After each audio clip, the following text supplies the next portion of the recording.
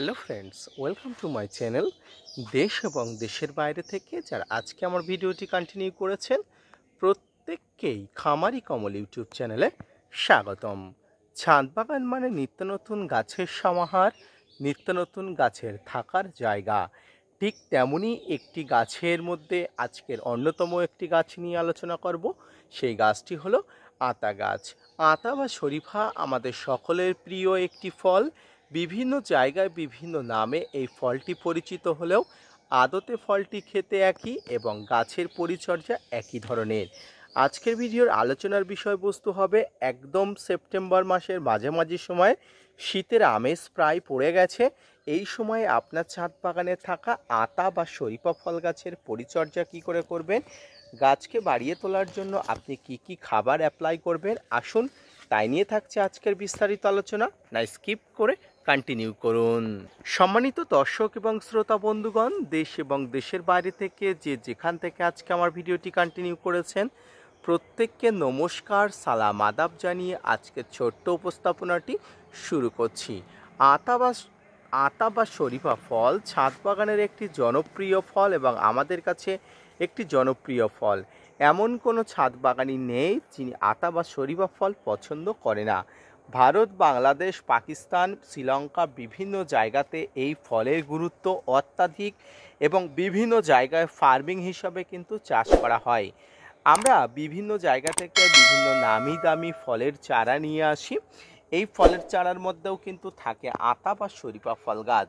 কিন্তু কখনো কখনো হয়ে যায় আমাদের ছাদ বাগানে গাছকে পরিচর্যার ভুল জন্য গাছে প্রচুর পরিমাণ ফুল আসে না এবং সর্বোপরি গাছের গ্রোথ কিন্তু মনের মতো হয় না। তো কি কি ভুল আমরা করি প্রথম থেকে আজকে আমি বলে দেব। প্রথমেই বলি, গাছ যখন আপনারা নিয়ে আসবেন একদম কিন্তু গ্রাফটেড চারা নিয়ে আসবেন। আমরা অনেক সময় বীজের চারা নিয়ে আসি। মনে রাখবেন, বীজের চারা নিয়ে আসলে গাছে ফল হবে, তবে সেক্ষেত্রে আপনার ধৈর্যের পরীক্ষা দিতে হবে, যেমন 8-9 বছরের কাছাকাছি।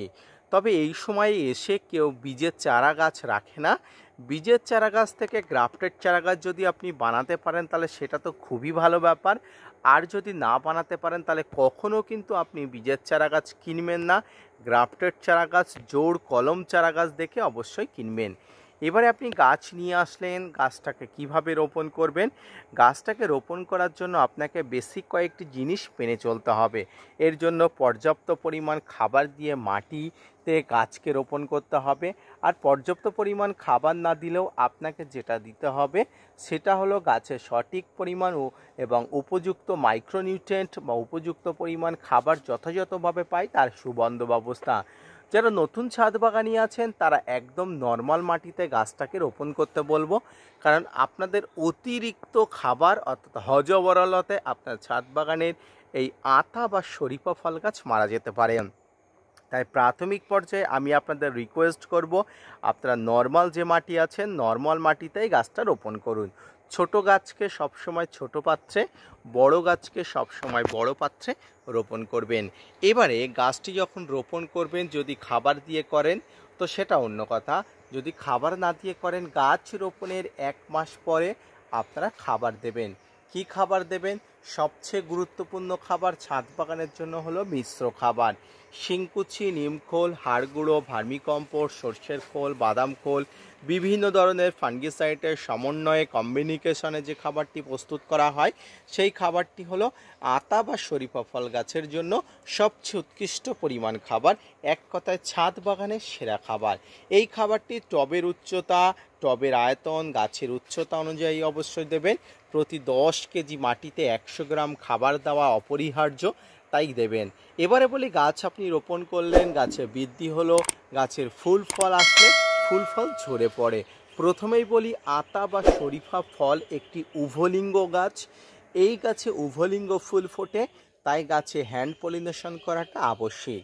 গাছে যখন ফুল ফোটে ফুলগুলোতে কিন্তু হ্যান্ড পলিনেশন যদি আপনি যথাযথভাবে করেন তাহলে কিন্তু গাছে ফুল থেকে পলিনেশন হয়ে ফল হয় এবং সেই ফলটা ঝরে যাবার সম্ভাবনা অনেক অংশে কম থাকে। এছাড়া ফল ঝরে পড়ে নানা ধরনের কারণে, কিন্তু 99% ফল ঝরে পড়ে পলিনেশনের অভাব, অর্থাৎ গাছ কিন্তু পলিনেশন ছাড়াই যদি ফলগুলো হয় সেই ফলগুলো কিন্তু অত্যন্ত দুর্বল হয়ে যায়।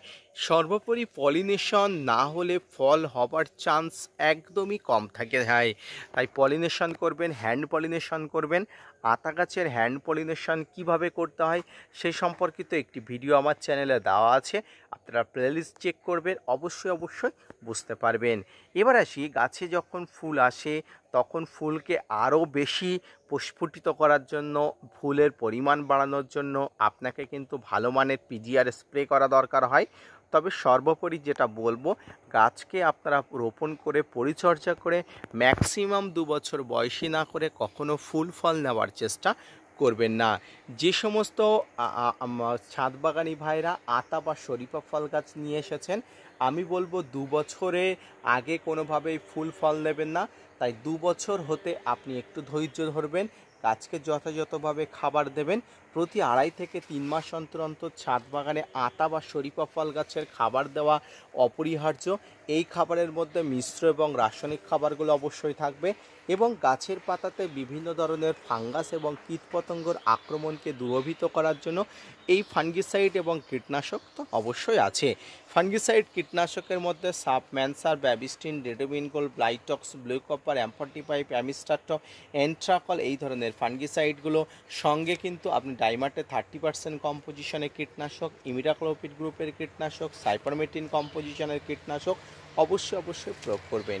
এভাবে ছাদ বাগানে আতা বা শরীফা ফল গাছের পরিচর্যা করুন। অবশ্যই আপনার ছাদ বাগানের গাছ বাড়বে, সঠিক পরিমাণ পরিচর্যাতে ফুল আসবে এবং ফলও আপনি পাবেন। ধন্যবাদ।